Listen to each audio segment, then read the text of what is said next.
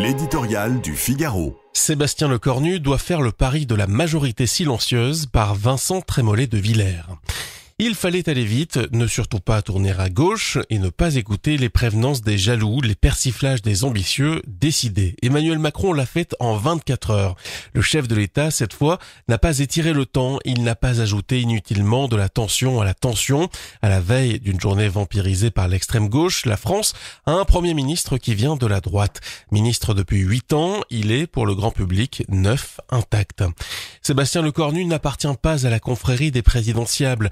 Il n'a pas la morgue du techno, l'esprit Startup Nation, l'arrogance qui a fait tant de mal au macronisme médiatiquement discret. L'ancien ministre de la Défense bénéficie de l'estime sincère des militaires qui reconnaissent sa connaissance profonde des dossiers, mais aussi de l'histoire, de la géographie, du tour d'esprit, des traditions solennelles et chantantes de l'armée française. Souple, agile, le nouveau Premier ministre rappelle le RPR du monde d'hier. Profil éternel du politique charmeur et roublard, il peut jouer une mi-temps dans chaque camp, mais termine toujours le match avec l'équipe gagnante. De la souplesse, il en faudra pour survivre dans ce que Wally Bordas, dans son dernier livre, appelle le palais Bourbier.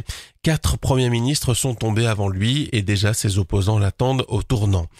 L'art de la négociation, pourtant, ne doit pas faire oublier ce qui manque cruellement à la politique, un dessein. L'objectif de Sébastien Lecornu n'est pas d'obtenir la neutralité des socialistes sur le dos des plus fortunés ou des entreprises, de figer le jeu quelques semaines en poursuivant l'insupportable marchandage parlementaire qui dégoûte profondément les Français. Bien qu'à la tête d'une minorité de gouvernement, Sébastien Lecornu doit se faire le porte-voix de la majorité oubliée, invisible, abandonnée. Pression fiscale et normative désespérante, dépenses délirantes, immigration incontrôlée, insécurité galopante. Les inquiétudes qui réunissent plus de 2 Français sur 3 sont connues. Depuis un an, dans un pénible carcan, Bruno Retailleau essaye d'y répondre. C'est cette ligne claire qu'il faut dessiner sous la pression de l'opinion. Les députés suivront par surcroît. Le succès n'est pas garanti, mais l'autre choix, celui de la tambouille, mènerait à l'échec et au déshonneur.